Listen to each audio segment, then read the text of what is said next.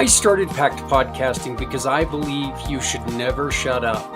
I believe the stories have a power to inspire, educate, and bring people together.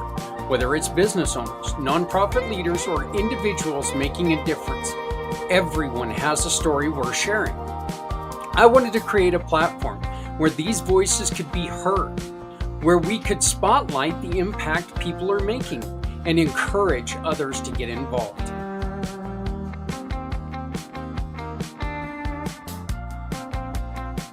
Pact, people all coming together. Podcasting is a platform dedicated to sharing the stories of entrepreneurs, profit leaders, and change makers who are working to build stronger communities.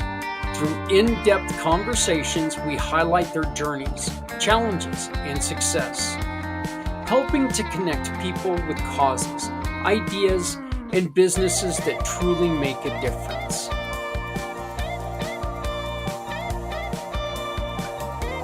Our goal is to grow Pact Podcasting into a go-to resource for storytelling, networking, and community impact. We're expanding our reach, bringing in new voices, and increasing our production quality to make each and every episode even more powerful. In the future, we want to create more live events, collaborations, and educational content that empowers, educates, and gives people hope, allowing them to take action.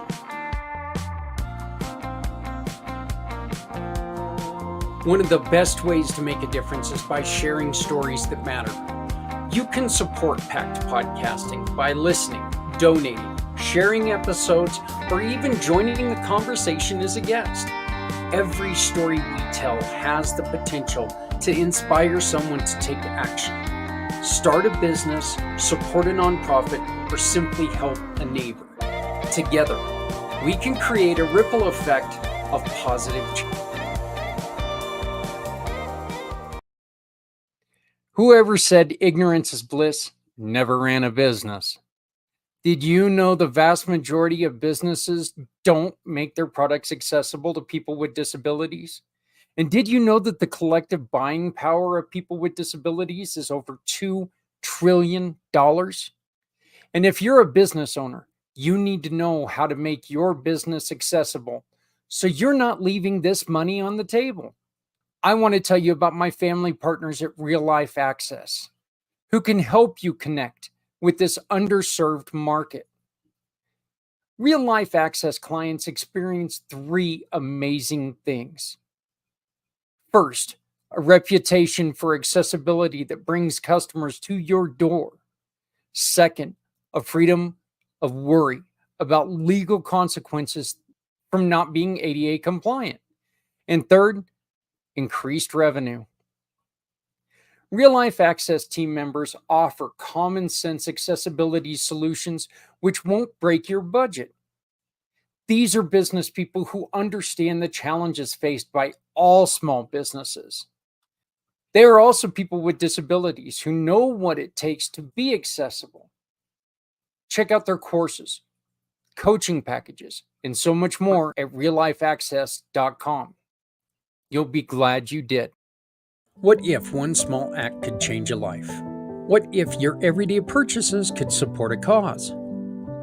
Join me for a special 3-hour podcast as we introduce incredible giving partners. Hear inspiring stories. Learn how you can shop with a purpose. And be part of a movement that turns kindness into action. Tune in, ask questions, and discover how you can pay it forward today for a better tomorrow.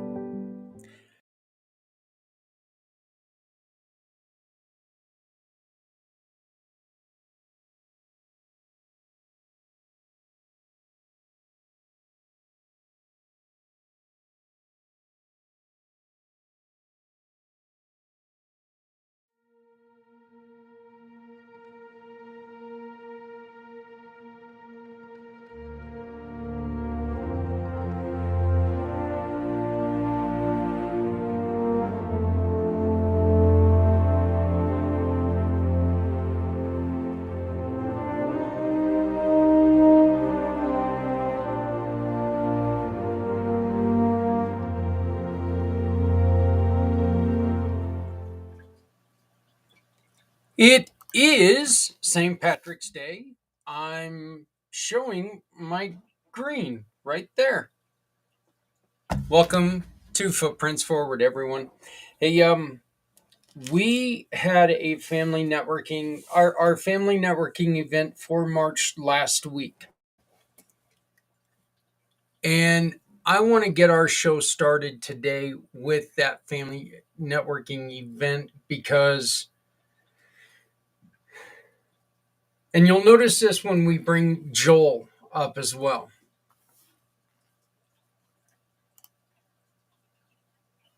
It is never a bad thing to show your vulnerability. It's never a bad thing to show what you've went through because people need to hear what you've went through in order to discover if your situations can really help them out. And I approached one of our wonderful guests and I asked her if she could please tell a story that you all have heard before. Holly Miller has been a guest, and she tells how she was sexually assaulted at the age of 14. Her and her friend. They were kidnapped and they were raped. And through all the tough times, Holly fought and worked really, really hard to make sure that she was able to handle and navigate the tough times that she was going through. Very tough times. Her friend, unfortunately, was unable to navigate those waters and ended up in a life of alcoholism and drugs and paying the ultimate price. She ended up losing her battle to the depression and to everything else. Well, Holly was put into a very, very difficult situation a couple weeks ago. And I will be honest with you, knowing the story behind some of the pain, when she originally told me this story, I was utterly shocked.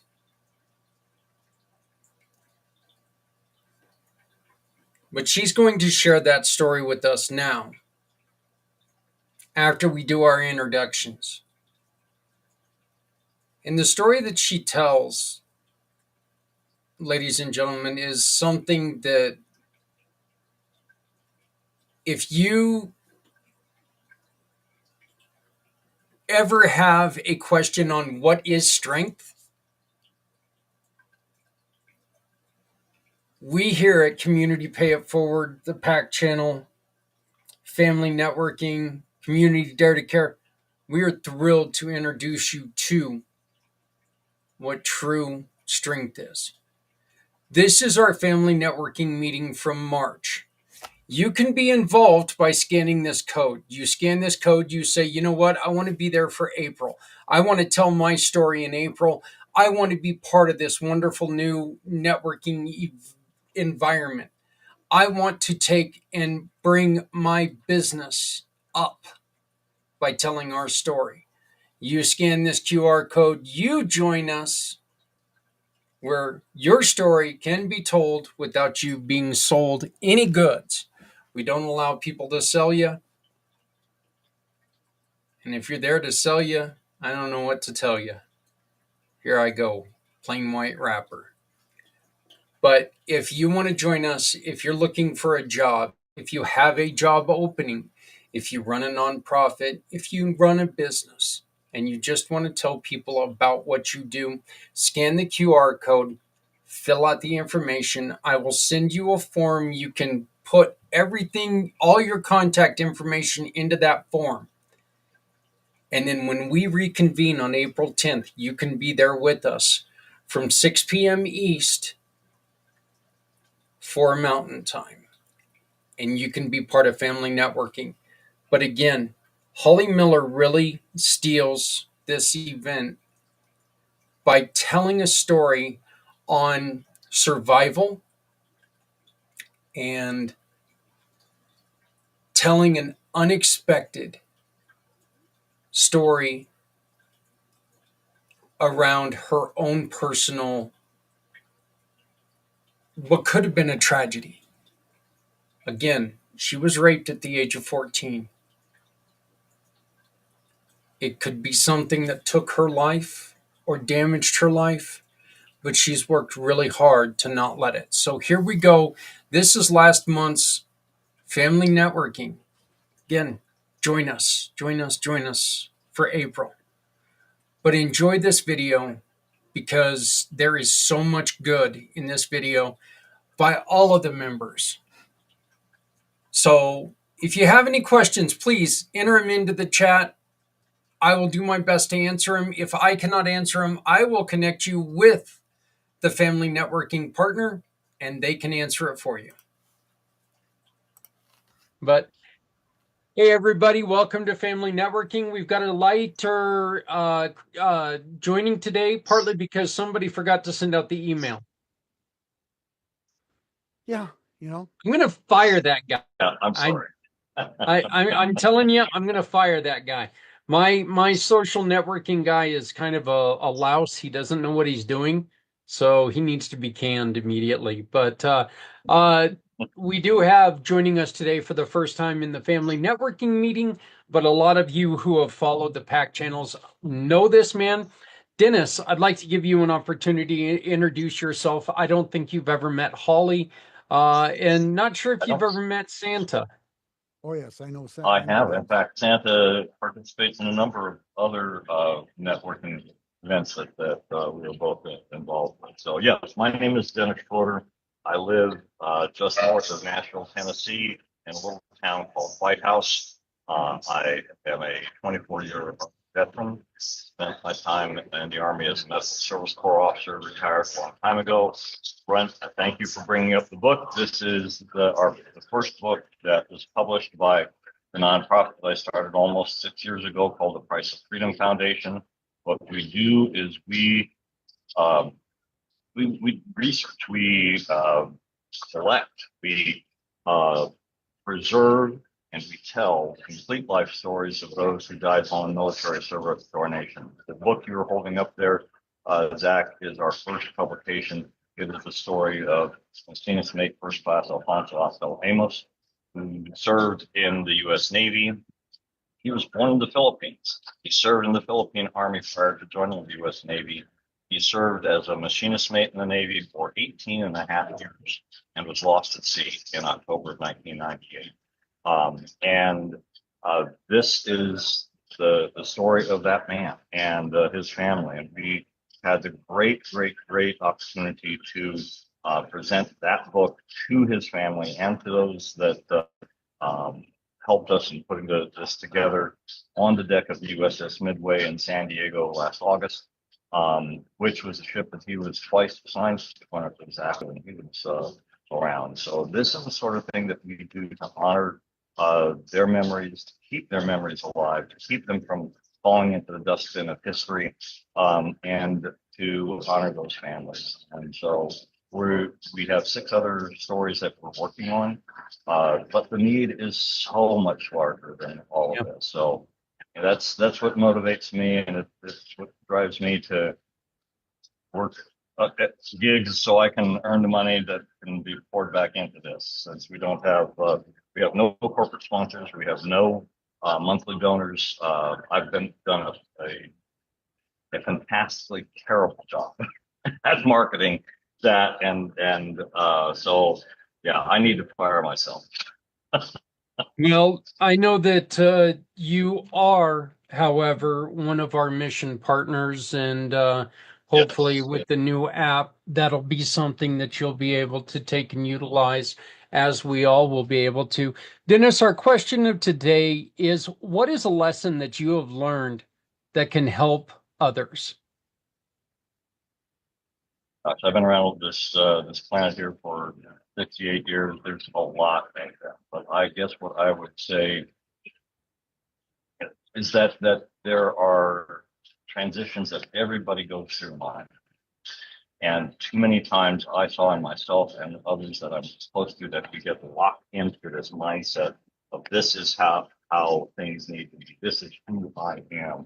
This, I was a military officer, lieutenant colonel when I retired.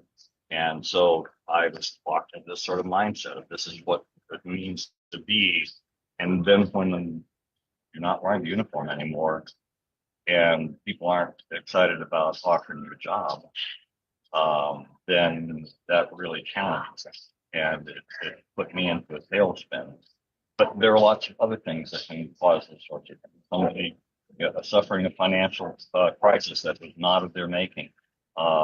Kids growing up and moving out of the house.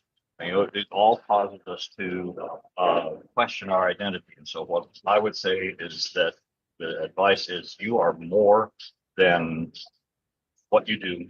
You are more than your role as a father. You are more than your role as a husband or spouse, or being, both genders here. You are more than these things that you may define yourself as. And take some time while you are still comfortable where you're at to ask yourself the question, who am I?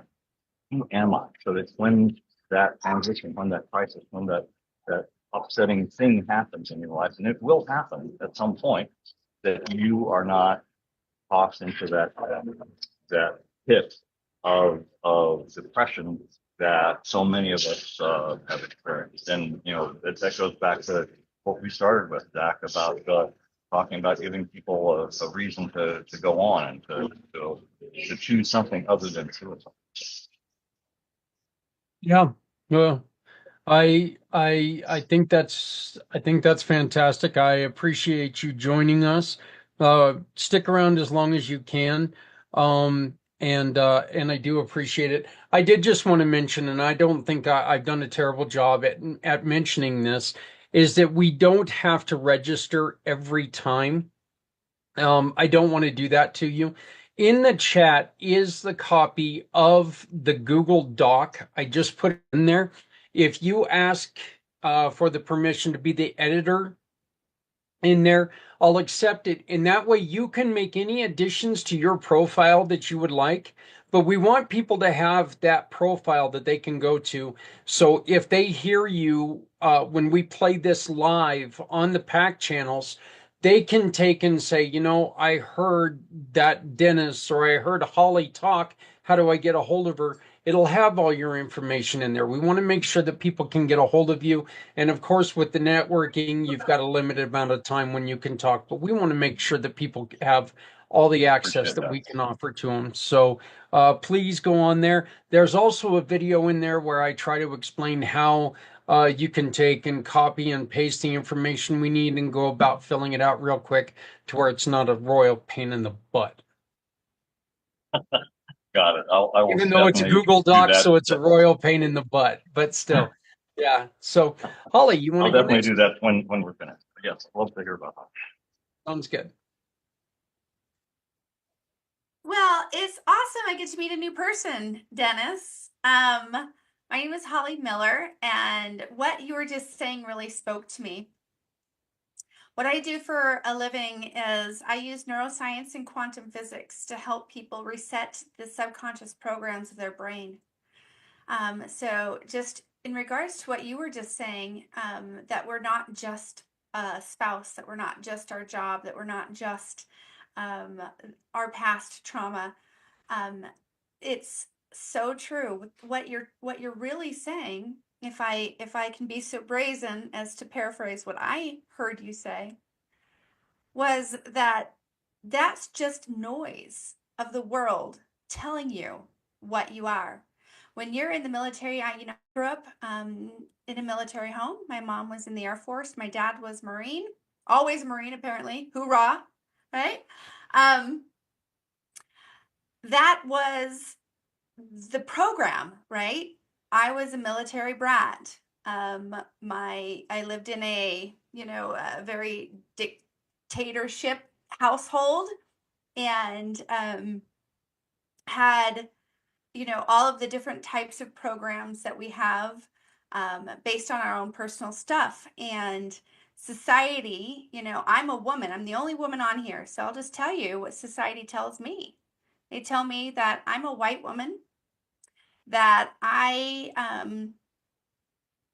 am supposed to work, but I'm not supposed to make as much money as my husband because I can't, make him feel less than, right?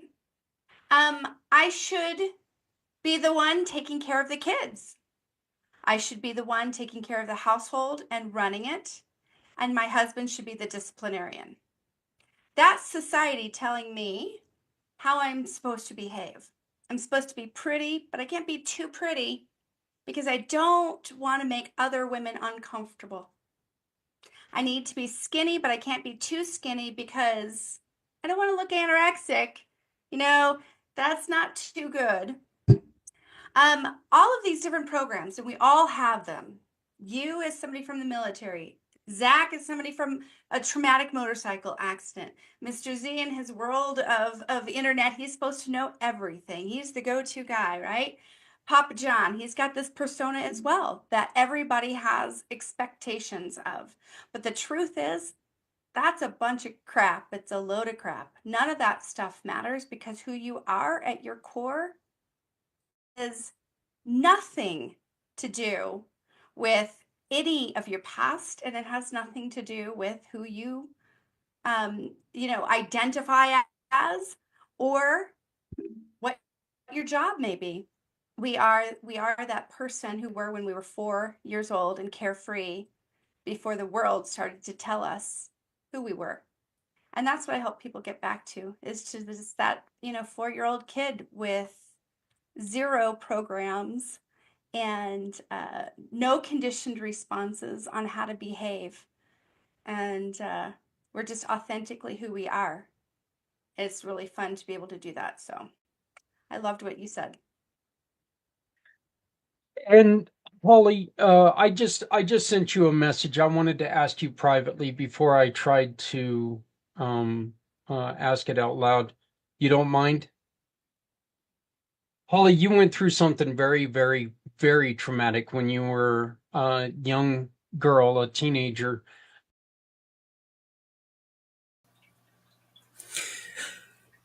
I need to stop this real quick because I do need to say this. If you are a person who has dealt with sexual assault or have triggers about people talking about sexual assault, I need you to be very careful proceeding with the next 10, 15 minutes. It's a very difficult thing to hear, but I wanted to make sure that I stopped and I let you know that the next couple minutes we're going to be talking about Holly's journey through sexual assault and others that have went through this. So please understand that we're not doing this to glorify anything. We're doing this because this is Holly's way of healing. And we want to make sure that we're putting it out there just in case you might need to find your way of healing and she can help you. So we're going to continue now, but please do understand this is a very, very difficult thing to hear.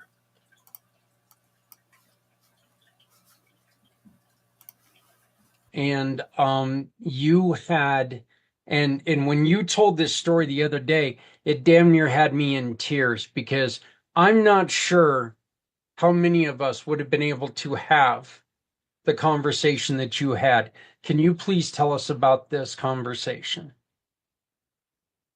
Sure. So when I was 14, I was kidnapped and I was raped alongside a good friend of mine who inevitably died 37 years later, and as a direct effect of the trauma that happened to her. A few weeks back, I received an email from a lady that I had never met before, but found me because I do public presentations for sexual abuse and prevention of sexual abuse. And she wrote me an email and she said, "Hey, I know who you are, and I've been meaning to really reach out to you, but I haven't felt that the timing is right yet. And I wanted to introduce myself. I am the sister of the man that kidnapped you and raped you, and I want to have a conversation with you." Um, she lives locally to where I live, and I was really thrown off. I never in a million years had expected that to happen. And come to find out, she was abused by her brother. Her other sister was abused by her brother. And her niece, who was 5 years old, had been abused, which was her father. And that part I knew. I knew about the abuse of his daughter. And so we met. We sat down and we met and we talked, and it was I think a really beginning of a beautiful thing for her to be able to release a lot of her emotional baggage that she's carried around. And I was able to refer her out to one of my colleagues to help her get reset. And I know she's had at least one session. I think her second session was this week. I'm not sure if she's gone to it yet. And in the meantime, I've also met with her other sister, and the three of us have sat down and we've had conversations. And there's been a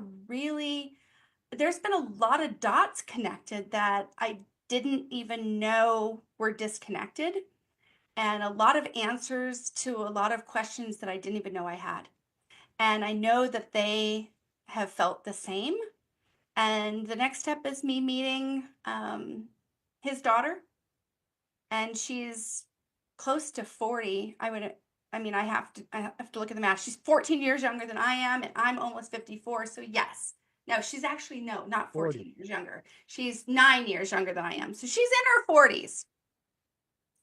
And so just more stuff. And just yesterday, well, over the past weekend, but I just started to talk about it yesterday.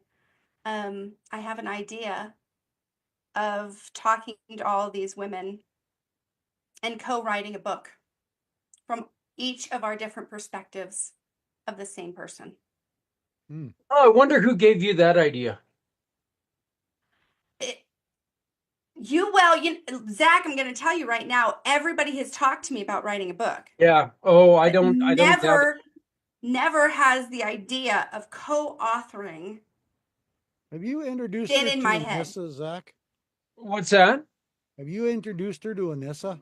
Yes. Okay. Yes, I believe I did introduce you to Anissa at one point in time. I actually had Um, a conversation with her, I think, or uh, maybe I we got I haven't got another scheduled. lady that I network with that she's involved with a Yeah. networking group that deal with sexually traumatized women. So I will introduce you to her as well, Holly. She's and I see, have phenomenal. my one of the meeting with Anissa is tomorrow. you're gonna love her. She's beautiful. She's a wonderful lady. She's a I don't want to tell sweetheart. you a lot about her, but I know she's a great, great person. One of the things that Holly didn't talk about is the mother of these family members ended up writing a book. We brought up a book and tried to excuse her son's actions. And so this was something that the sisters probably were looking at, Holly, and they couldn't understand that why is mom giving him an out and we're the ones who had to be punished. So I know when you told me, and I appreciate you putting yourself out there on this because this is such I mean, you caught me off guard when you told me because I knew the story of the mom and when you said, yeah, the sister reached out to me, just having the nerve, the courage to say, sure, I'll talk to the sister. I was like, oh, I'm not sure I would have been able to do that. But instead of hiding or avoiding it, you put yourself out there. And not only do I think you're helping yourself, obviously, you're helping other people, and that's just a testament to who you are. And that's one of the reasons why I respect you so very much. So, and I appreciate you putting that out there.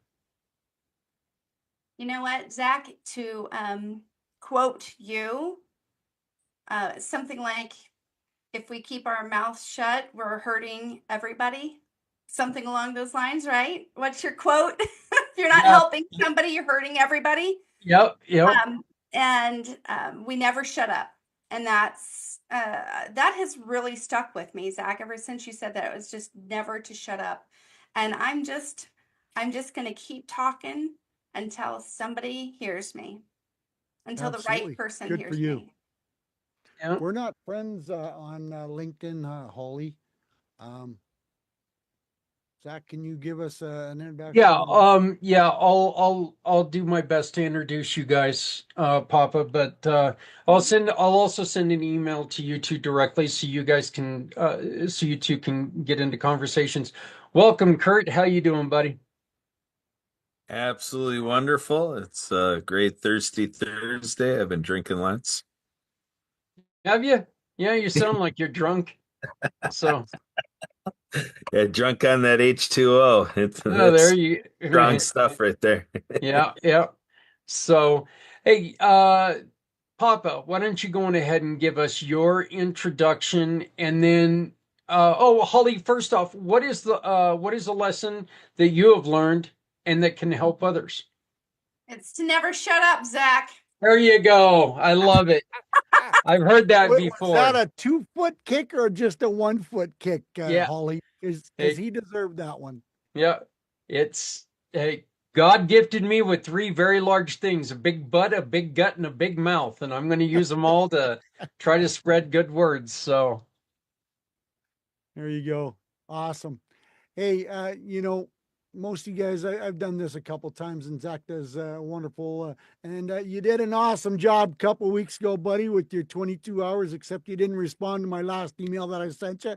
I wanted to support you some more, but that's okay. You were getting a little tired and a little overwhelmed, and you were, using the staple gun to put the eyelids up. I think, it I wasn't just the toothpicks anymore. I did the old Tom and Jerry trick. I drew the eyes above my, made it look like I was awake. Yeah. Hey guys, once again, I'm Santa Papa John, and I create happy, joyful, positive memories for businesses and families. I do custom thank yous for businesses. I do voiceovers. I do commercials for families. I do happy birthday videos, Santa check-in videos, and now my newest one, of course, I've been doing for a while, is custom created stories, where I read stories to families. I'm up on the big screen and I say the children's names in the story that I'm actually reading. And that has opened up a few doors for me, and people are loving the idea because it's creating that special memory for not only the kids but for the families as well. And of course, biggest comment I'm hearing is, "Mommy, mommy, daddy, daddy, do it again, play it again, because Santa said my name." So, you're creating a wonderful moment in time for not only the children, but for the families as well. And of course, my other website, The Warriors Beacon of Hope, which is growing slowly and steadily and positively, where I'm creating a nationwide list of services for our veterans.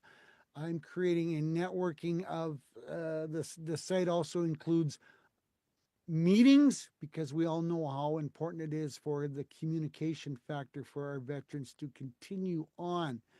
And I also have a list of scholarships on there for children and grandchildren of veterans. And it's amazing how many people have said, I've been looking for different stuff like this and I cannot seem to find it. Well, I'm hoping that this list is going to grow and continue to be a very positive influence and a portal for our veterans to help them get the need and the services and the communication that they need to live a wonderful life.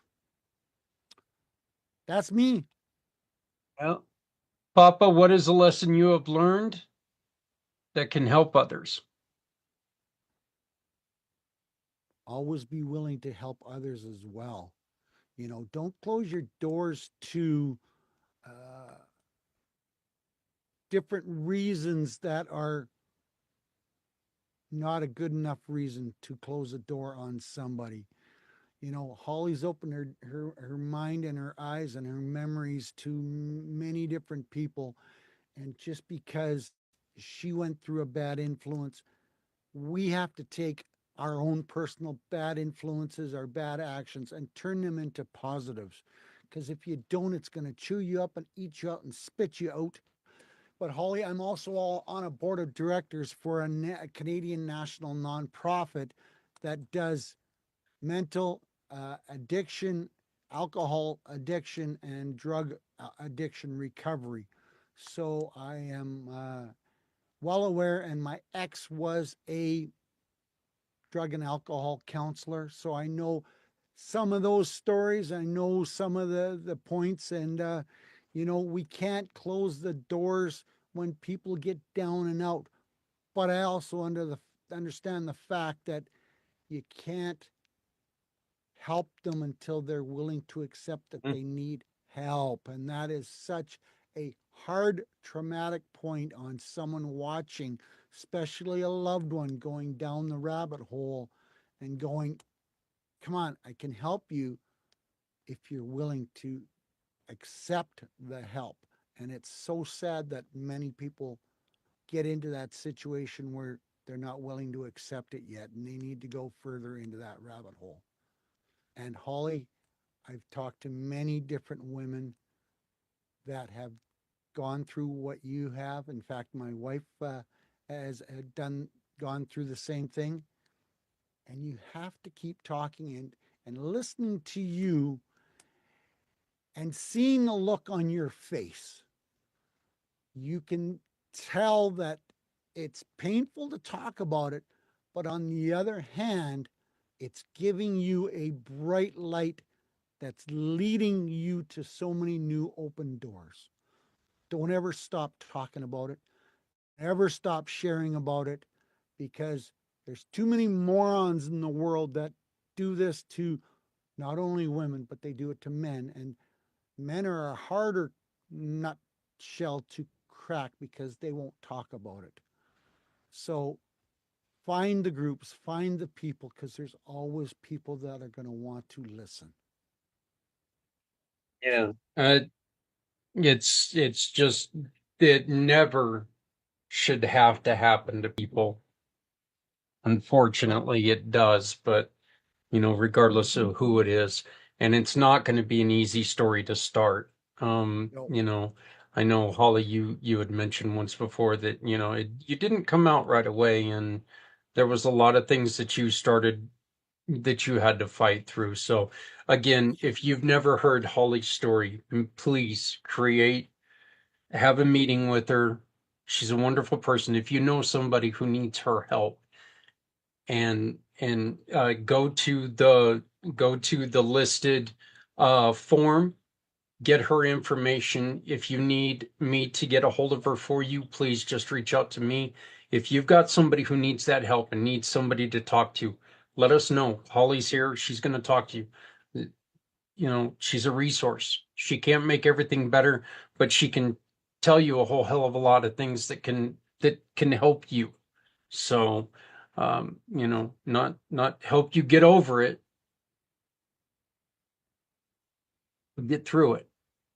So, Z, you're up, my brother. Why, thank you, brother man Zach. And I want to say it's great to be here. Thank you, Zach. And it's great to see you, Holistic Holly, Captain Kurt, and of course, Santa Claus himself. What a delight it is. Feeling holly and jolly and Kurtastic here in this great event. So thank you, brother Zach, for putting this all together. I like what you said about not just getting over it, but getting through this. And that's the core of what Holly was mentioning before. It's not about what we know, it's how much we really care about one another. And I want to just share about who I am, what I do, and as you probably may or may not know, I'm a web developer and I am also a consultant that specializes in supporting nonprofits, veteran business owners, and honest entrepreneurs and philanthropists like yourselves who are looking to make Z World a better place. I also like to mention that I do run a website called Z World Cares, which allows nonprofits to showcase their nonprofits, accept donations, attract donors and volunteers. And I want to give a special shout out to Zach, everyone here, and of course, Captain Kurt. He was kind enough to introduce me to a guy named, not guy, a special person named Todd from CARES Foundation. And thank you for that introduction. I really do appreciate it. His story, and hopefully he'll be here one of these days. It's truly saddening to know what has happened to his family and the fact that he's taking that pain into something positive that no other person should ever go through. So again, thank you, Captain Kurt, for that introduction and talk about CARES Foundation and Z World Cares. And it really means a lot that all of you here show Z World that you care, especially brother Zach, for what you're doing to bring all these great people in here to talk about the importance of not just, I guess I should shut up, but spread awareness of what's out there that we should support those too. And again, really captivating what you said. It's not about just get over it. You know, life happens. Let's go through this together. You don't have to go through it alone. And that's why I really appreciate the community pay it forward with everyone here. That pays it forward first. Well, as you've already heard a couple times, never shut up. Never shut up. So, what is it? What is the lesson you have learned that can help others? Well, um, I can't top what everyone else said, but I will just say this. If you fell down yesterday, stand up today. Because David Goggins once said, I'm a big fan of his, and speaking of veterans, why not? Every failure that you go through, it's just an attempt. And once you fall down, you dust yourself up, dust yourself off, and you say Roger that and keep moving forward. And it's not over till it's over. I love it. Thank So, you. Captain Kurt, you are up.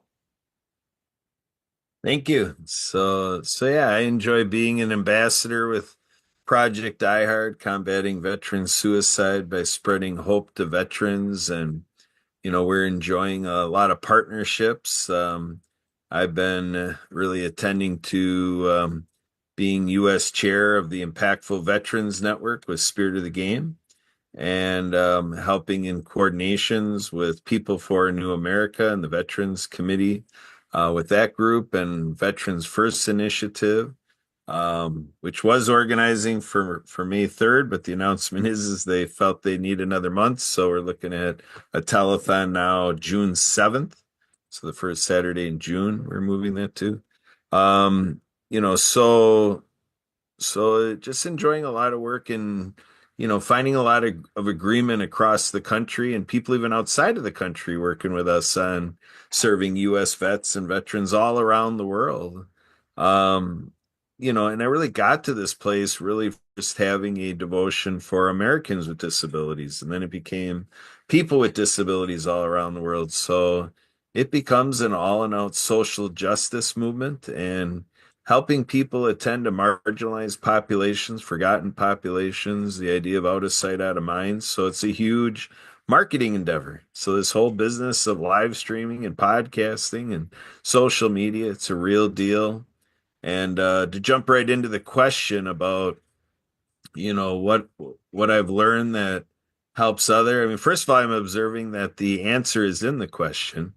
And you ask about helping others and what do I learn that helps others? It's to keep that going. The idea of community pay it forward, paying it forward, helping others. And they even look at in personal and professional development, the value you bring to another person is what cultivates, making it real and equitable and something tangible. And, I was in a networking group earlier today that they were talking about, why some people came and they're not, we didn't see them again in a networking group. And they were talking about the value because when we value this family networking, we keep coming back, right? So that's what it's all about is really checking in on what value you're delivering and then making sure it's a good fit, a good match. And that comes from conversations and talking. There are people concerned about the youth where people who are 50 and older are scratching their head like, how are these kids gonna tackle anything in the world because they're so used to just hunkering in their phones. And we're just trying to understand, how do youngsters, teenagers cultivate relationships, and how are they gonna collaborate and tackle things like we talk about here at Community Pay It Forward. We just don't know, but I trust they're gonna figure it out. I think our teenagers just as smart as we were, and they're going to evolve, and they're just going to do it completely different, but they'll come in to close the gap just like we are. And so there's that intergenerational piece that we have to tend to. I talked to one of our senior citizens before coming in here and really talked.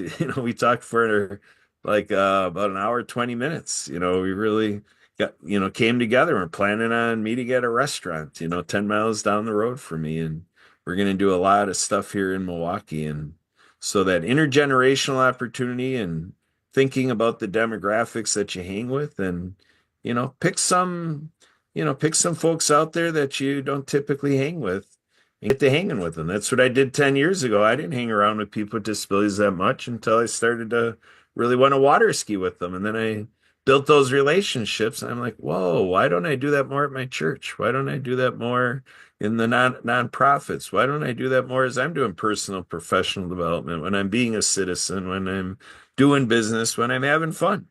Just do everything with everybody. Back to you, buddy, Zach. No, Kurt, I and the timing of this is I mean just perfect. I was listening to a podcast yesterday with a young man who is a Gen Zer, and he was talking exactly like what you were just talking about. We worry about these kids. Well, how are they going to go and how do they meet people? Can you believe that they actually have conversations going, I don't know how to meet someone face to face. They do have these conversations. It's funny when someone our age says that. Sorry, Z, I know that you're not quite there yet, but Been Gipper, around since they discovered fire. But yeah, please continue. yeah, Gipper. But you know, yeah, these kids actually do realize that.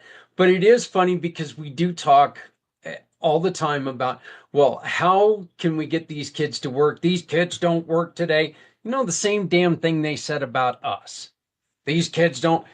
Look, the truth is, none of us could go out there and build one of the pyramids today. None of us could do that like they did it before. Why? Because we've learned how to do things different over the years. You know what? These kids are working really hard right now to make sure they don't have to go out and bust their butts like we do because they're going to do it smarter. Safer, I don't know, but but smarter. They're going to go out there, they're going to do it their way, and they're going to lift and succeed their way.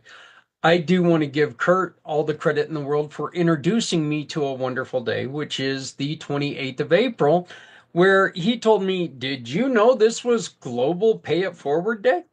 And I was like, "No, I did not." So, had no idea. So one of the things that we are doing for Pay It Forward Day, and this is to all my partners out there, please schedule a meeting with us because we're going to take and we're going to put together a video. And it's just like a little 2-3 minute video that introduces you to everyone. And we're going to play all these videos on Pay It Forward Day. We're really going to make this a day on why we are in the Pay It Forward family. Why do we do what we do? We do it because you've heard the stories right here. All of us care about what is going on in the world. None of us want to see bad things happen. We want to take and we want to help people however we can do it. So we're going to take it on Pay It Forward Day, which is the 29th. I'm going to put together a podcast that's going to run probably a little bit longer, but we're going to put all these videos together and we're going to introduce who you are and help people to come to you when they've got the problems that you can satisfy. So please make a meeting with us. We're going to record that video and we're going to have a little bit of fun with it as well. I've got the first couple done, and I've examples of with my companies that I've done them and tried to make me look good, but that just didn't work. So I Because just you were into focused fish. on the fish. So, that's the best way to do it. And I do that talking fish guy. I think that would have been great. So, one of the things that I learned, and the reason why this question came up is, do you know why a what is it? Do you know why a koala bear is not really considered a bear? Anyone? Too much cuddling with a koala bear. Uh, he doesn't Hmm. have the koalifications. Thank you, Z. Yeah, No, that was great. That was that great. Way to go that down under. that's actually not it. But one of the things that I've learned to love, um, and I thought my dad was one of the most brilliant people in the world when he told me this. And I've been walking around the majority of my adult life trying to remember this saying, and the saying was, if you don't lie, if you tell the truth, you don't have to have a good memory. I think it's a great saying, and I always thought my dad was a damn genius. Come to find out, my dad saw that on a pool hall wall. It was a sign on a pool hall wall. So my dad wasn't a genius, he was drinking. Don't makes a lot of sense though. Be yourself when you're out there. Tell the truth. Yeah. And that's exactly what I told Z earlier too. Yeah. He asked me that question, the koala bear question, and I'm like, because it's a marsupial. And he goes, "Oh, you ruined it with science." But if you tell yourself, if you're honest with yourself, you don't have to remember who you are supposed to be. Go out there, be the best you there is. We don't need you to be like everyone else. We need you to be who you are because who you are is good enough. Be yourself, bring your experiences.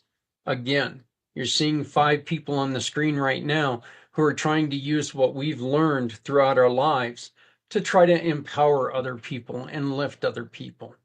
You've got that in you as well. Even if you don't think there's much value in what you've done, you've had an experience that can really help somebody through a difficult time. So make sure, please make sure that you always are open to listening to what people are saying. One of the things that was mentioned a little bit earlier, but you know what? If somebody comes up to you and says, "Hey, look, you're really not acting like yourself," don't take that as an offense. Okay, be very careful with that. Maybe it is time that you take and look at yourself. And I know when somebody comes at you and they go, "You're acting a little, weird." For me, I'm like going, "Yeah, it's Tuesday, whatever." Or back in my drinking days, well, it's Thursday, or Thirsty Friday, or Thirsty Saturday, or Thirsty. It was a Yeah, day no that matter ended what in day a of the Y. week is when you were thirsty. Yeah, yeah, pretty much. So, but it's not somebody's going to come after you to attack you. Think of it as somebody who cares and somebody who really wants to make sure that you're feeling okay. All right, so don't take it as you're being attacked. Listen to what they have to say. Really take a deep look at yourself and see, is there something that I need to take care of? So that's kind of what I've learned. Holly, who can you help today and how can we help you?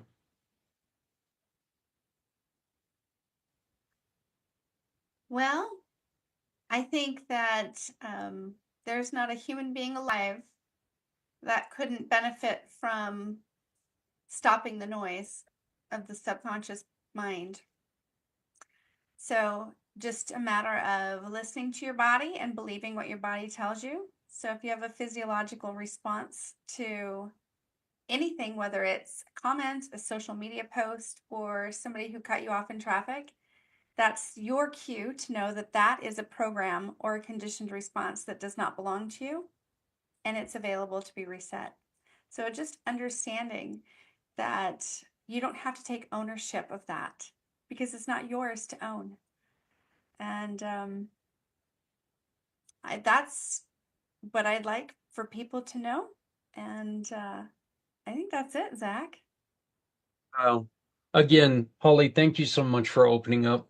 Thank you for allowing me to share your story through you because it really did. It touched my heart. And because I've interviewed you before on your story, it was great to hear that you were able to do that. So, Papa John, who can you help today and what can we do to help you? Well, Mr. Zach, great conversation from everybody today. Thank you. This is awesome. You know, the reality of helping each other is the key to success to help small businesses. When we all support one another, and I do a video every Sunday, Zach, you've seen it, you've been there.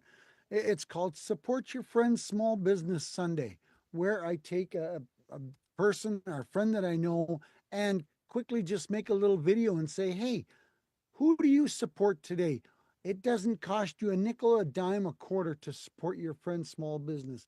And you share somebody's name, you share their website.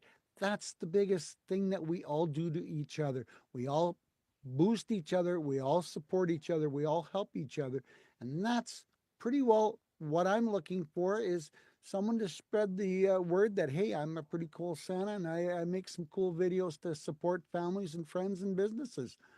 And in turn, I do it back to other people as well, you know. And if we can all keep building the circle bigger and bigger and bigger to support one another, we're all going to win eventually. It might take some of us a little bit longer than others, but we're all going to win. Yep. Absolutely. Thank you very much. Hey, one of the things that you can do um, is if you go to communitypayitforward.us, you can go to a miracle of a community that cares, and you can hear one example of a story that Papa John puts together, Shannon puts together using, and you think that you have a test for him? I had him use my 7 grandkids' names, and he did it. He built a story with my 7 grandkids' names. So you can see an example of what he does, and it was really kind of cool. I know my next to youngest granddaughter was sick on Christmas morning when we were playing that, but she woke up the next day and she's heard it a couple dozen times now. Let's just put it that way. When Grandpa went to go see her after Christmas, she was like going, "You know Santa Claus?" It was actually really kind of cool. So, And that's the um, biggest comments I'm getting, Zach, is from mom and dads are, you know, the kids are saying, Mommy, Mommy, Daddy, Daddy, play it again because Santa said my name. So if you think about that, you're making a wonderful memory for the child and a wonderful memory for the parents. yeah, yeah, absolutely. Z, who can you help? How can we help you? I'm always looking to help nonprofits, like everyone else here as well. Uh, and how you can help me is if you're willing to show the world that you care, please feel free to submit your nonprofit information onto zerocares.org. And I implore you, if you are a business owner or those who are listening, who is a business owner or someone who wants to support nonprofits, I definitely recommend going to the Community Pay It Forward because if you're one of the proud sponsors or power partners, there's always a way to give back to our community. And I just want to go back to what Santa said, and of course, Zach too. It's not about the videos and what you do, it's the memories that'll last forever. And a lot of you may be young to know her, but Whitney Houston once said, the goal isn't to live forever, to create something that will, just like her music. So that really resonated with me. And if I do this, we all eventually win, like Santa said. But if I can get out of that naughty list and get on that good list, then I think I'm on the right track. So I hope I can make Z World a better place by knowing all of you here and just supporting our nonprofits who uh, need the awareness and those that want to show the world that you care. So that's how I can try to help nonprofits and help me, help you, help this, bring it forward to the community, pay it forward. Back to you, brother man. Well, Z, you did it wrong. You hope, I like that. not hope. Come on, man. Hope, hope, hope. Second stupid dad joke of the day. So, That's great. Kurt, how can we, or what can you do to help someone? How can we help you? Well, I enjoy being a community organizer. So if people are looking for a way to kind of amplify, expand, build a network, get more people involved, I love marketing. A lot of what I do is built out of a passion of serving over 100 groups the last 20 years of my life. And so I've seen a pattern that I've been with small groups of people like this, like the five of us, and thinking, what if it was 50 of us, type of things. So I'm all about scaling up. And that's why I got involved in TV and radio and the live streaming and, Amazon Fire, Roku, every which way we can get out there, the great stuff that people are doing.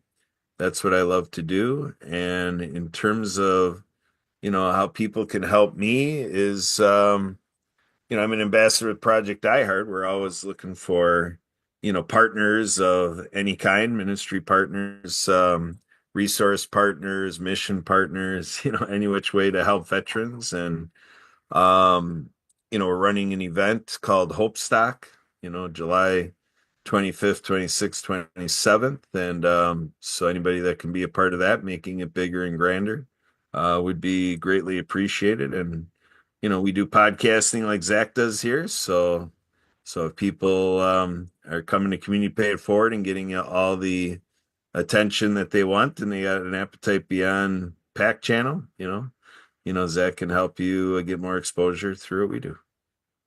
I think what he's saying is that if anybody needs to talk about an appetite, go to the fat guy. He can help you out. So We would never say that out loud. What a translation. Wow. anyway, look, I'm gonna just go ahead and end this very and please, if anybody would like to be featured next week, reach out to me out of you three, and Holly and I can introduce you to people for people. It is a new program that's looking to do some amazing stuff. You probably won't be on our team, but maybe you can be on a team that's well, you're definitely gonna be on a team that's gonna change someone's life. So let's make sure that we can get you featured, at least get a couple more eyes on you. But look, Community Pay It Forward, we're here for one reason. We're here to help everyone. It's not impossible. We can do this. You help one person, your neighbor helps another person, that person helps someone else. By the end of the day, we've helped everyone. It's not impossible. We can help everyone with something. We don't have to help everyone with everything. There are some things that, you just don't want to help people with, but everyone needs help of some kind. Community Pay It Forward and the five of us are here to make sure that we can help someone. So you can help me by reaching out to anybody you see on this screen. You can do business with them, and then you can help others when you do the business with them. So please reach out to them. And how can you help me? Make sure that you take and every day look in your closet. If you have that extra hoodie that you no longer wear, it's still cold outside. Don't take it to a thrift store. Don't put it in a yard sale. Put it in your car. If you see somebody struggling with the elements, give them that hoodie. It doesn't mean anything to you, but it could mean the life of them. You make too much food, which I often do, but throw it in the old hillbilly Tupperware. Throw it in an old butter bowl. Heat it up. Take it to somebody who's hungry. Again, means nothing to you, means everything to someone else. For Mr. Z, for Santa Papa John, for Holly Miller and Kurt Roskoff, my name is Zach Clayton, reminding you, if you're not doing something for someone, you're hurting everyone. Nobody needs to go it alone when we all come together. Thank you, and we will see you next month. Introducing Shop, Click, and Pick, the simplest way to support those doing good in communities everywhere. We understand that shopping is a necessity, but with a slight adjustment, you can make a huge difference without spending any extra money. Here's how it works. Please visit communitypayitforward.us and navigate to the Find Your Partners tab. Discover our verified giving partners, which are trusted allies ready to meet your needs. Shop with any of the partners that resonate with you. Click a picture of the receipt or invoice, then pick the mission partner you wish to support and use their QR code to send the receipt directly to us. After that, all you have to do is sit back and enjoy your purchases, knowing that you've made a meaningful change for someone in need. Community Pay It Forward amplifies your business's impact by sharing the story of those who require your services, rallying support for those who need us all. Because no one needs to go it alone when we all come together. Your customers' everyday purchases can make a difference, whether they're shopping in store or from a computer, for their family, or just to treat themselves. Why not help them turn those purchases into support for a cause they love? As a Community Pay It Forward giving partner, a portion of what they spend goes directly to a mission that touches their heart, at no extra cost to them. With our Shop, Click, and Pick program, it's so easy. They visit our website, choose your business, and make a purchase. Then they simply choose a cause they love, and because they made the purchase from you, they donate to a cause they love. Community Pay It Forward. No one needs to go it alone when we all come together. Hello world, my name is Z, or you can call me Mr. Z. I am a web developer, and I am also a consultant at Z World Webs. My one goal is to develop custom websites that are specifically catered to your organization's needs. I completely understand that building a website is an exhilarating, exciting, and significant step in connecting with your audience. Your organization has Z potential to make a meaningful impact, whether it's supporting animal rights, advocating for equality, combating human trafficking, or honoring the brave individuals who have served our country.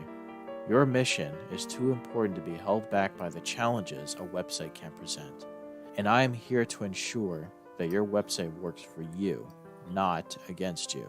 Whether it's maintaining, developing, a custom website that is specifically catered to and with that being said, I would be more than delighted to learn more about your organization, develop a website, for Z World. Thank you. Is waiting for you. I give Holly all the credit in the world for being able to share that story.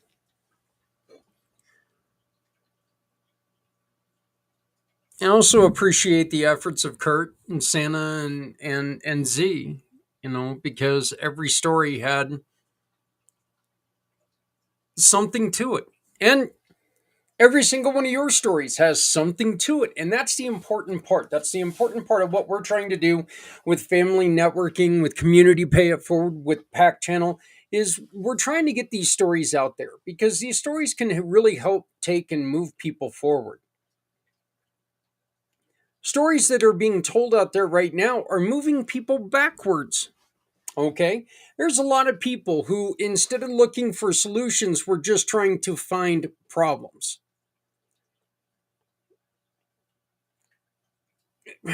We're not going to agree on everything, people. We're not.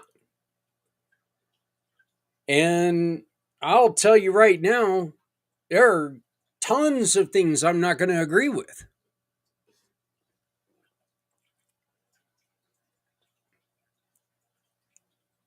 But we don't have to agree on something to try to find the solution to a problem.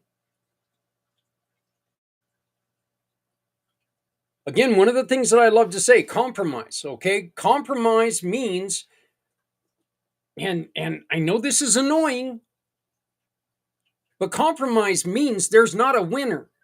That means that we were able to come together. We were able to say, you know what, we're going to take a little bit from what you want, a little bit from what I want.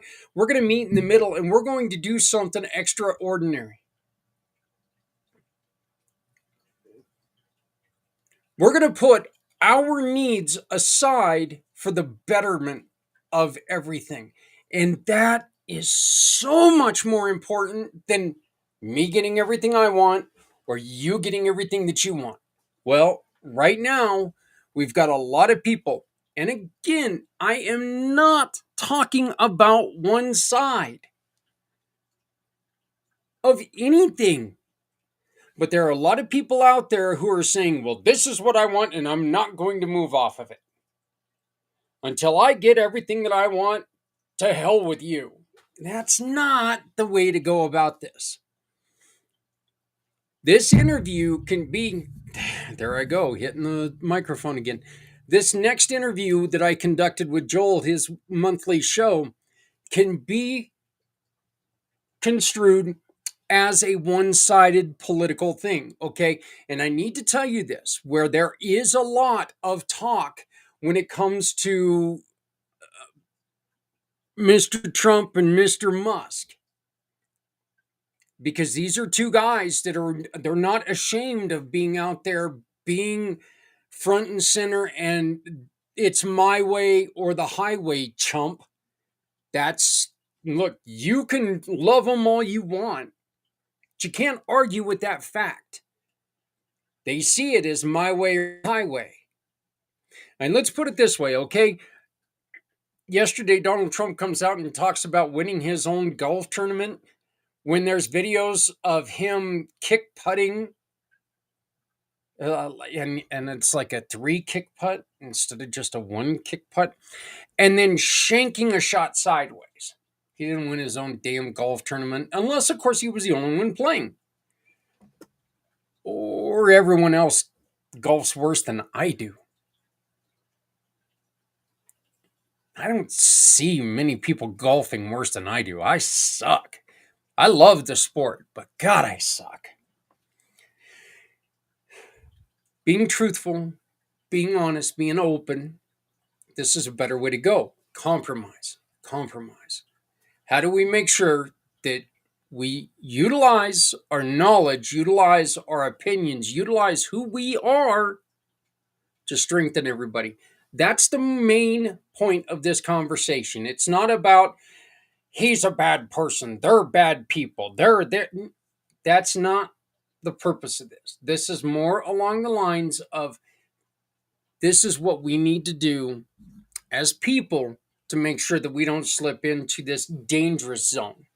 So Joel White with the March version of the Joel White Show. Here we go. Enjoy this. And there is a technical difficulty in the middle. He is in the UK, and technology sometimes just doesn't work well. There's a lot of times I don't like talking about a lot of politics or political aimed conversations, but I really think this one's important. Our guest is Joel White with Rewired for Men. How you doing today, Joel?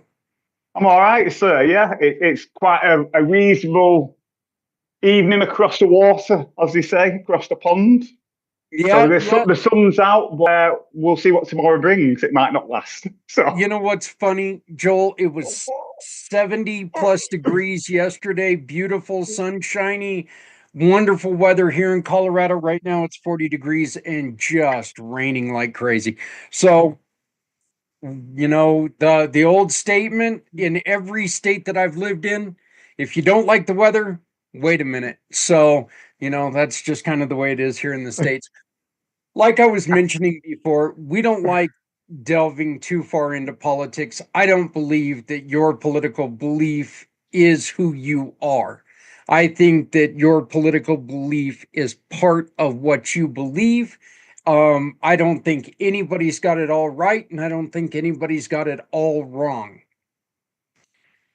But my question to you today is how, as men, do we navigate the waters of being seen as a misogynist but still remain confident, because there are so many things that, with the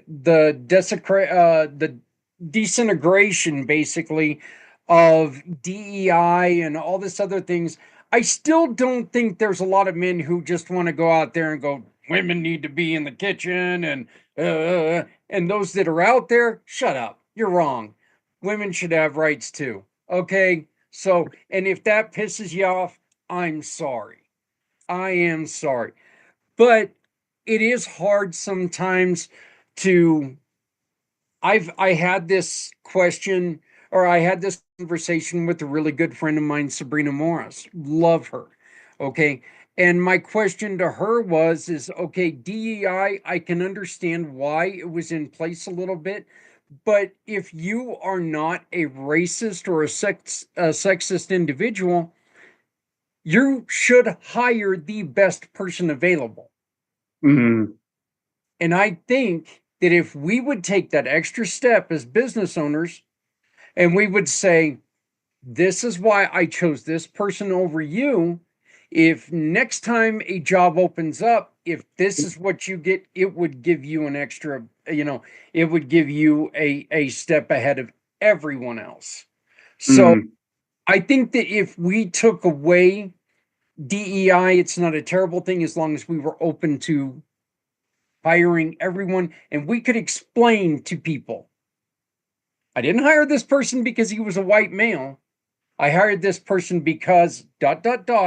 And if you would do ... that would give you an advantage over everyone else. And I don't care who you are. So how do we navigate between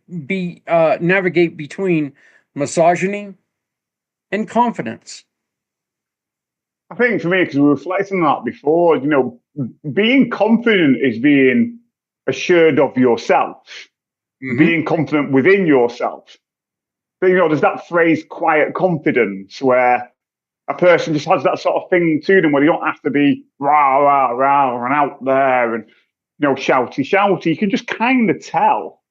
It's really interesting when you see people like, or you even experience it yourself, almost like a knowing who you are, having a solid foundation, not necessarily having to prove yourself. And I think when the more you see people being misogynistic and out there and rah, rah, rah, the weaker the foundation that they actually have within themselves, the more threatened they actually are of other people.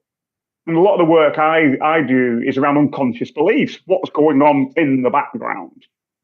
And if people are carrying unconscious beliefs like I'm not good enough, I'm the problem, I'm broken, I need fixing, I'm not worthy of success, the more than likely perhaps we'll find them acting out misogyny, trying to prove themselves to others who can shout the loudest. And when you touched on this before, I'm not into politics in this style, but it's interesting watching the individuals who are supposedly up front and centre in the roles that they're doing, and very much, we've touched this a little bit, what we see at the moment with Donald Trump and what we see with Elon Musk, that's very misogynistic in regards to how they are portraying themselves, in regards to what they are saying and their body language. It's quite intimidating and threatening. But behind all the shouty, from my personal opinion, where people agree with it or not listen to this, I think there's very weak men there. I think there's men at their foundation level feel that they are less than, that they feel threatened by other people, that they feel broken. Yeah, somebody would go, oh, look how much money they've got and they're rich and they're standing. Yeah, I get it. You can still be one of the richest people in the world, but still inside think that you're worthless and no good and weak and all the rest of it. Your bank balance does not determine your ability as an individual. And I think, again, this is all connected. A lot of men that I work with, Zach, and I don't know if you come across them, they have really interesting ways of how they define success. what I find with a lot of men is they define success as an external thing. The size of their car, their house, their bank balance, the wife that's on the arm, the jewelry that they wear, and all that links into the suits that they have and how they portray themselves, being shout and all the rest of it. But all that's external. And as we've seen, I don't know what's going on in your country at the moment, but there's been big changes over here in businesses about national insurance and how much they pay people. And a lot of businesses are going bust. And some of these individuals have been like the big I am with my business of multi-million. Within a week, they're gone. They're filing for bankruptcy. And it's really interesting to see how that impacts on those individuals of being so external about success. And, when we're going back to what we talked about Elon Musk and Donald Trump, yeah, they may think that they're the big I am at the moment, but I'm sure with the changes in economics and favor and all the rest of it, will pay its toll. And I'm sure there will be changes in that. And for me, it is worrying that these individuals are in the positions that they're doing with the behavior that they've got, being misogynistic. One would hope a lot of men don't see that as the way to be. I don't know what your thoughts are around that. I really do. And there's 2 points I want to make here. Joel, there was one point in time somebody asked me, Zach, have you been successful? And my very first thought was, no, I haven't made a damn penny. I have so little money in what I'm doing. And then I caught myself and I'm like, yeah. My mission is not to make money for myself. My mission is to help other people. And by God, we have helped other people. Yeah. So I stopped myself from lying to not only that person, but lying to myself. And I turned around and I said so confidently, yes, I have been successful because, damn it, I have helped people. Absolutely. I will say this, the one thing, and there are a lot of things about the current administration that just turn me ill, make me sick. And I'm not ashamed to admit it. I also believe that, you know what? We've got to give everyone a chance. We got to see what's going to happen. And if we come together, Joel, what they're doing doesn't have to affect us as much as a lot of people are letting on. If we work together, it makes them moot, pretty much. But the one thing that I'm seeing the more and more of is exactly what you're saying. They are portraying that, you know what, we're going to make everybody so rich. We're going to make people aren't going to know where to spend the money, blah, blah, blah. That doesn't make you a person. No. That doesn't make your life, it makes it a little bit easier in certain places, but it doesn't make you a better person. It doesn't make you successful. You can have all the money in the world, but if you are still a miserable SOB, you're still a miserable SOB. Yeah, absolutely. And again, that's really important what you touched on there. The whole thing about what is a real man. And, a real man, how I personally see it, is not what's being demonstrated by the administration. It's not just in your country, in other countries as well. That's not being a real man, to be misogynistic and negative towards women and other people and this, that, and the other. That's not. And for me, and on my website, for me,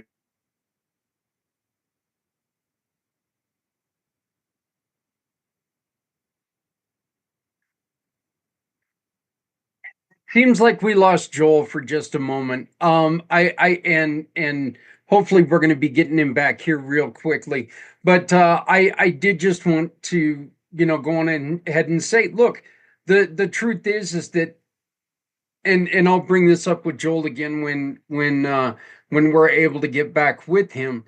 But I really think one of the things that's going on is we can take and none of us none of us have been good to everyone we've met. None of us. We have all had problems with some of the people that we've met before. All of us have done people wrong at one point in time or another. Okay. There's none of us that have been angels, none of us that have been perfect. Ye of religious faith believe there's only one person who's been perfect for his entire life, and he died on a cross for us. Those of other persuasions don't, just don't see people as as perfect. The truth is that every single one of us have made that mistake to where we haven't treated people like they should be. It's one of the reasons why I try to tell people, just remember that, you know what, you need to love other people out there. If you've got the hoodie, give somebody that feeling of humanity. And if the hoodie doesn't fit you, give it to somebody else who's struggling, who's out, maybe sleeping outdoors, maybe just a little down on their luck right now. And that hoodie could give them that confidence that, you know what, I feel better. At least I'm warm now. I'm not, we give them food that we've cooked for ourselves that we absolutely do not need. This gives them that feeling of, hey, you know what, I got a meal today. It's not everything I need, but it helps me today. That's so important. So this was really not an attack on any political side. So those of you who think I'm attacking a political side, you're wrong, because I'm not. Because there's a lot of things that, you know what, when it comes to it, I truly, believe that that one side is going to say that we should or shouldn't do something. That, in my belief, I believe the country is that America, life, you should have the freedom to do as you please, as long as you're not hurting other people. I really think that, I mean, yeah, we've got laws, yeah, we've got all these other things, but I really do believe that the American way of living is, do good, lift yourself to where you need to be. You don't need to have a bank account of $1 million. You can live like a millionaire and only have $52 in the bank. You can live the best life that you can imagine if you, just live within yourself. I really think that if you focus 100% on, well, I got to have more money than my next door neighbor. Well, if that's your entire focus in life, you're going to go through and you're going to do some things that you're probably going to regret.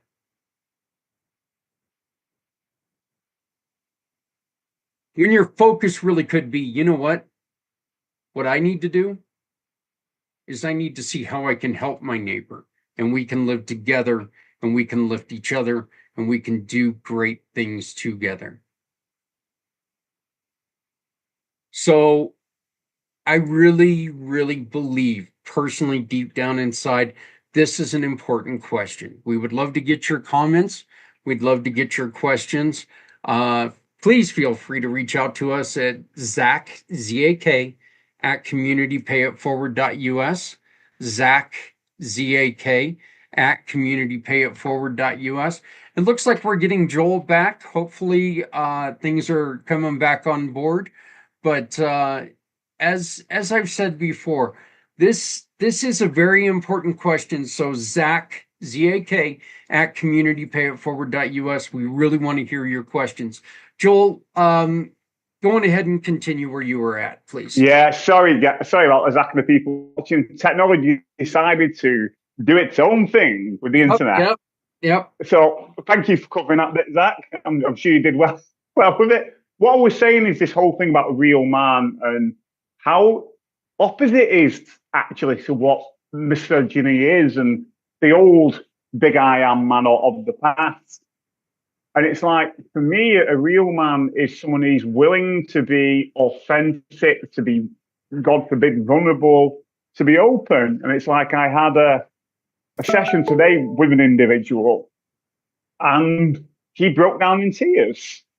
You know, this is a guy who plays hockey, he plays rugby, he plays golf, he goes out drinking with the boys, and he broke down in tears. And he apologized and felt embarrassed. I'm like, why? You know, you're showing emotion. That's what a real man is.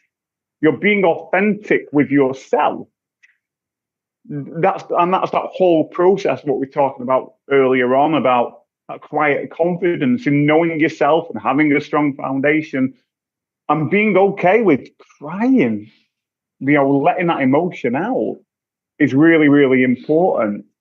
Not like what we see this big I am way of being. That's far from being a real man. And like you said before, if anybody looks at that behavior, which is being demonstrated by, you know, your current administration of Elon Musk and Trump, and goes, oh, that's really great, they are way off mark. They're not even on, you know, they're not even on the same page at all. Really not. And again, if anybody out there is listening to this and think it's acceptable behavior of what they are seeing from the current administration in America, then they really need to rethink their own behavior and their own way of being, because it's not being that way. Yeah, because I think there's a lot of signs of not taking any responsibility. You know, if you're going to sit there and say you're going to get something done, and when that does not come to, and then you turn around and say, hey, you know what?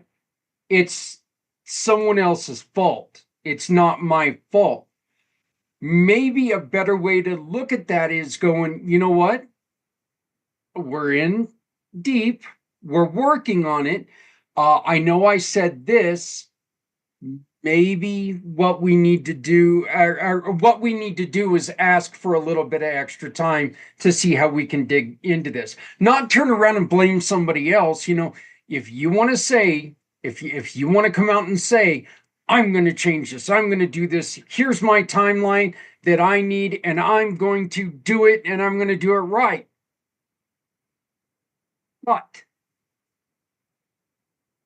when you come out and you're not able to accomplish that, turn around and blame someone else, not take the accountability yourself. I'm sorry, that's the wrong way to go about it. Say, look, this is a bigger problem than we were expecting. We need a little more time. Please work with us. You know, show that vulnerability. Like you said, not everything can be a win. Life is not all wins. It's not for anybody. Everybody has to take losses at some point in time. Everyone has to sit there and go, oh boy, that didn't go well. That's how we improve. And to sit there and say, you know what, if it didn't go the way I want it, it's the other guy's fault. First off, that's showing how much of a child you are. That's not being a man in any way, shape, nor form. Absolutely true. Absolutely true. You know, and again, you know, you touched on something that's really important, is a couple of things really to reflect upon. You know, that whole thing about what makes a real man is somebody who takes ownership and responsibility and accountability. You know, if they make a mistake or they do something, it's not even about making a mistake. It's a learning experience, is actually what it is. Yeah. And if you're willing to take the learning from that learning experience, and that will make you more become a real man and less of a misogynist, you know, at the end of the day. And the other thing, what you said in there, is this whole thing about, oh my God, I'm a failure for losing or being a loser. It's like, no. For me personally, I don't know about you. when things have not gone well, whether I'm responsible or not. And that's been actually the opportunities for the greatest amount of learning, the greatest amount of reflection, if you're willing to take it. And like you said there, it can take a lot to admit you've made a mistake, it's not something you're used to doing, but by God, you're going to get more growth from it, from that learning point. Note the change there, learning point, not a mistake, from that learning point of going forwards. Do you know what I mean? And again, it's really important to reflect on that. Even if you don't win, it's not the end of the world. If you have that quiet confidence in yourself that you already feel you are enough, and you are worthy, and you are successful already, then you're going to deal with life better when challenges occur or things don't go your way, or unfortunately you upset somebody knowingly or unknowingly. You'll be able to deal with it better coming from that place with that solid foundation than if you are displaying misogynistic behavior and more than like in the background, you're coming from a very poor foundation. That's what's going on. And again, you obviously know more being American yourself in America with the current administration. I'm sure that if they started to show more personal responsibility and accountability, that would actually help them become better individuals. And more than likely, have more people actually like what they're doing. But unfortunately, that's not happening. And some people might say, that's politics. But no, these are people. Yeah, it's nice of you to say that, me being American, I have more of an idea of what's going on. And there ain't nobody who knows what the hell's going on right now, but to be honest with you, but and I just want to throw to people, okay, here's an example of what I'm talking about. Again, it does sound like we're going after the current administration, but what I want to say is here's one example of how this is not going after the administration. This is nothing about who they are or what they're doing. I made the admission a week ago that I am currently having a very serious personal struggle with prescription medications because of having dealt with pain injuries now for over a decade, and now living my life without those pain medications has become really problematic. Not only do I have to deal with the pain, but I also have to deal with, if those pain medications are gone, holy shit, I've got the chills, I've got, nervousness, mood changes, all that other stuff. I become dependent on these drug medications, okay? But if I were to take and say, these damn doctors, they've made me, they've gotten me hooked. They didn't do this, they didn't do that. Where it might be, there might be truth in that. There is truth in that.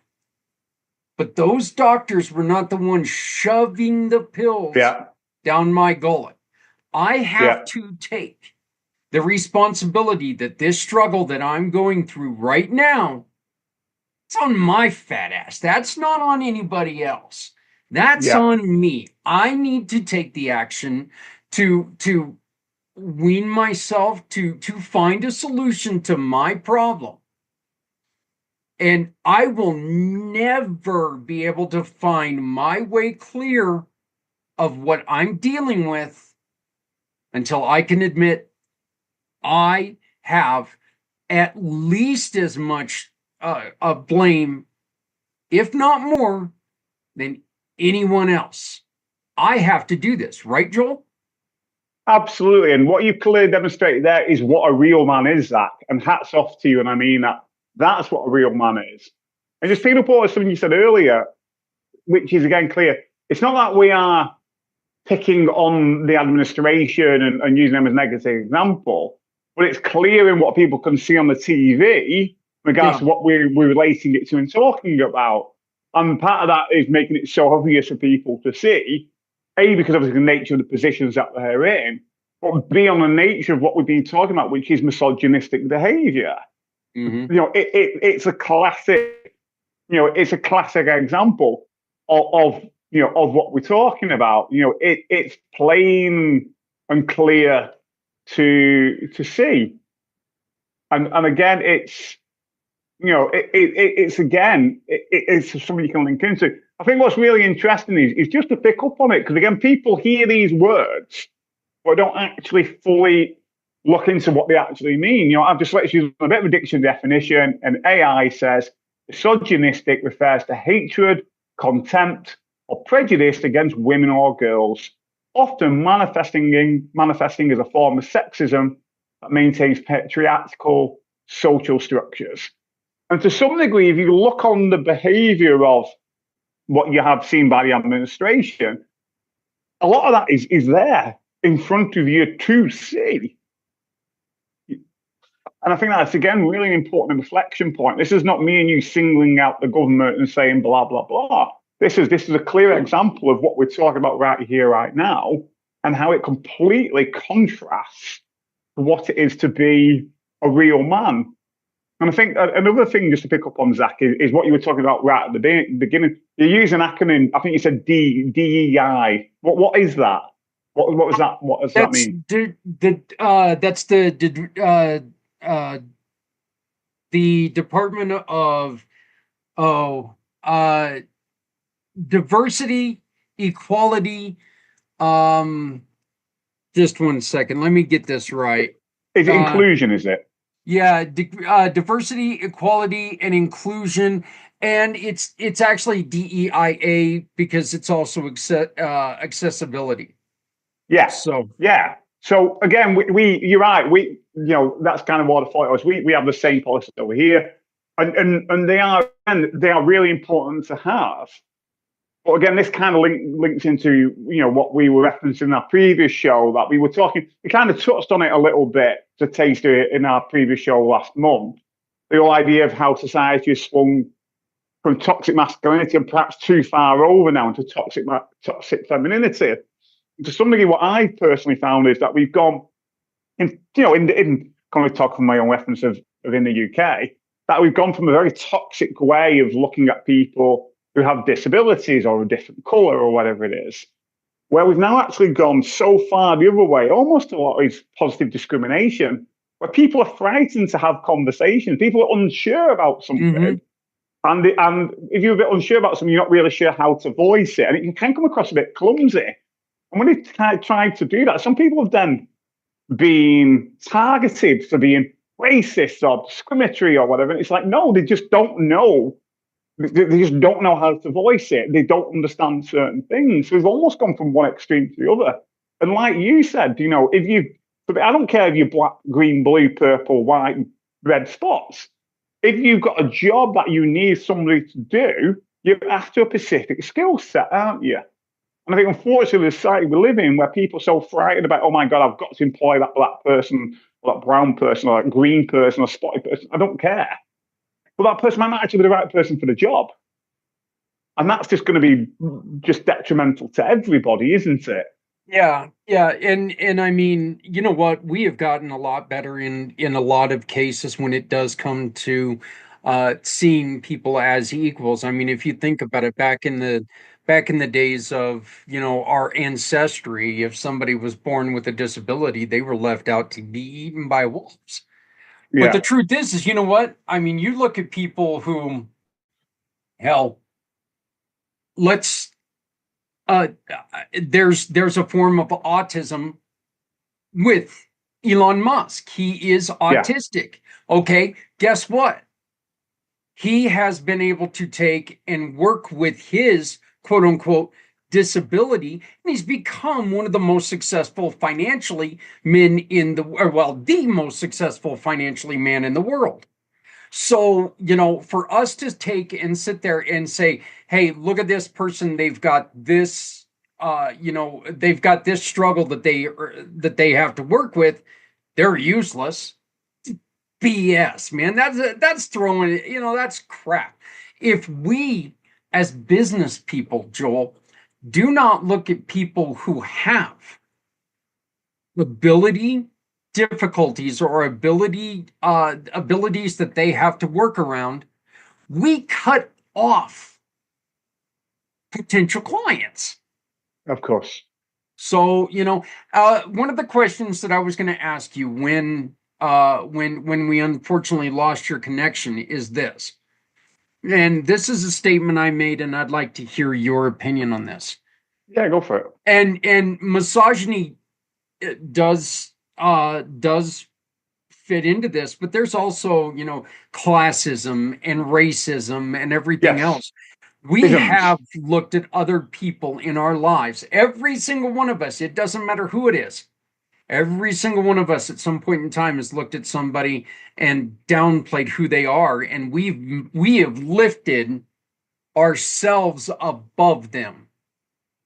So we cannot throw stones at everyone, but it's really, it's really becoming apparent the ones who are not just lifting themselves above other people, but see their way of manhood as continuing to climb above them and leaving these people in the dirt, right?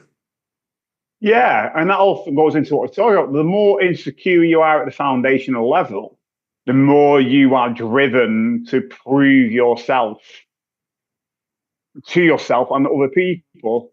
And if that means stepping on somebody to do it, then you'll do it because you're so weak at your foundation. That's what happens. And again, picking on what you said, Elon Musk has got autism. He's done really well to get to where he is, and he'll be one of the richest people in the world. But that doesn't give him the right in his behaviour of what we've seen and how he conducts himself. It doesn't. And again, sometimes people have run foul to that. They've had their own difficulties, whether it's learning difficulty or physical disability, whatever, and they've done really well. But that doesn't mean that then it's okay for them to turn around to somebody else and point the finger at somebody else. It's not. That's just as unacceptable from that degree. And I think that's also an important point, to raise and bring in. We are all individually unique in what we do and the situation that we have. And for me, I myself, I've been diagnosed with dyslexia, I've been diagnosed with ADHD. I don't see myself as suffering with these things. I see myself as living with these things. I also see them as part of who I am. They don't determine who I am. And it's down to me and how I want to utilize them. For me, my take on ADHD is very much as a superpower. I feel there are certain things about how my brain, because this is about your brain and how my brain has adapted from things that happened to me perhaps when I was young. That's how I see it. I don't see it as a woe me at all. That's how I stand in regards to how I look at my foundation and how I've managed with that. And for me, if I look at it that way as something to live with and being aware of it and having a superpower, and at times there is a bit of kryptonite, if I'm open to seeing all that, that makes me more of a real man. That gives me a stronger foundation. If I choose to not look at it and not take responsibility and accountability, I'm denying myself from becoming a whole person or a real man or whatever it is. Oh, yeah. Look, you don't have to like other people's decisions, but that doesn't mean that you're right and they're wrong. There's still, we are in, I dread the thought of saying this. We are still in a country of freedoms, okay? As are you. We are in a country of freedoms, and people are allowed to, and I've said this so much it makes me sick to repeat myself, but I wish to God I knew everything I knew when I was 16. I'd be the smartest person alive. Nobody could tell me a damn thing at 16 years old. I knew everything there was to know. If I knew half of what I knew at 16, I would be a brilliant person. I've grown into knowing I didn't know squat when I was 16. Okay. I could possibly have been the dumbest person in the world at 16, but I knew it all. Yet I've been able to grow as a person. And I don't ever want to be the person who thinks that he knows everything. I don't want to be that person, because the day that I see myself as not being able to learn, that's the day I want you to throw my butt in a box and seal it, throw it in an oven, and call me a goner. I want to continue to learn. I want to know more about what you've experienced, who you are, because that is what's exciting to me. Our differences are what makes life exciting to me. This fascination with everyone being like everyone else, that just makes me sick. That's just gross. Yeah, absolutely. Yeah, I couldn't agree more with that. And again, it's interesting, and I think you sort of touched on it a bit. This whole idea of what equality is. Equality isn't about everybody being exactly the same. That's not what equality is about. Equality is about seeing people with their differences for who they are. That's how I see it. Not everybody being exactly the same and wearing the same clothes, because history has taught us that doesn't work, and that's been tried in various countries around the world. And again, I'm not going to go into that, but it hasn't. It doesn't work. We are individually unique. At the same time, we can coexist, alongside each other.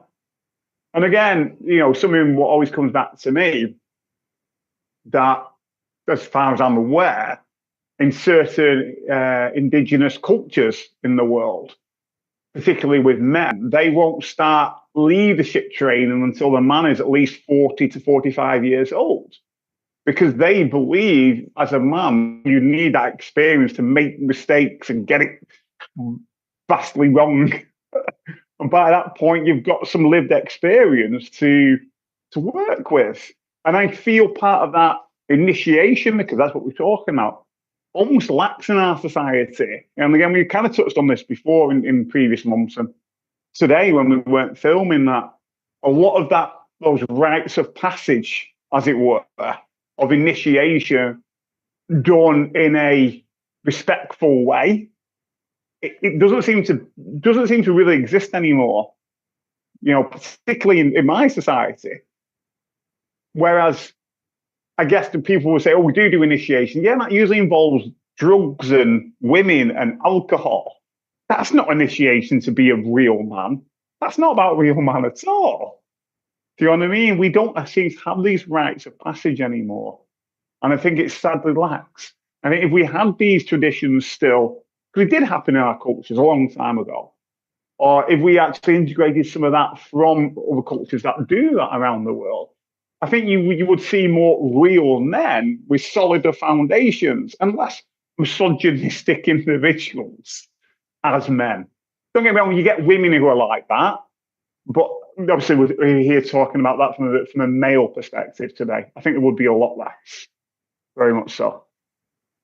Well, like I said, I like this conversation, and it's kind of funny how it came on, because when we first started talking about this, I asked you if you had anything that you wanted to talk about. You started telling me what you wanted to talk about, and I just got a giant smile, because I had this question written down, and they were so in line with each other. It's like going, "Oh my God, have we been doing this show for years now, or what?" We're starting to think like each other. So, but I really appreciate where this show went, and I do. You know what? I know this show's going to this episode's probably going to twist some knickers, if you will. I mean, this show is going to make a couple people. Well, you can tell they're, you know, well, let's just put it. You can tell that they're leftists or whatever. And you know what? You're wrong. You're dead freaking wrong. Because Yeah, I do also believe, like I just said, you know what? When it comes to it, age limits are not a terrible thing. So, I mean, if I was allowed to do everything that I wanted to do when I was 16, oh, my life would be terribly, terribly, so much worse. So, yeah, I you know, couldn't agree more. but there we need to be able to step up, take responsibility, make sure that we're watching out for each other, and and again, I really think that the point that you made that is so important, money doesn't make a man, power doesn't make a man. You cannot be a man if you are not doing things that make you happy. If you are not doing Absolutely. things that make you personally satisfied, and I don't see how people can be satisfied when they can go walking down the street and seeing other people suffer. I don't see how that makes anyone satisfied. So, Absolutely. And I think even to the point where some people walk down the street, you see others suffering and have a laugh at them and take the mick yeah, and prod them and punch them and kick them. That's just not on whatsoever. You know, and again, it all back to that foundation stage of what's going on in your foundation. To be honest with you, going back to the point you meant before, you know, if some people have had their nose slightly out of joint or their knickers in a twist or whatever, what, like from this episode and previous episodes, that's a good thing. Because if that's happened to you, what's come up for you? What's come up as an emotion for you? What's come up as a belief? Because something's been triggered in you for that to happen.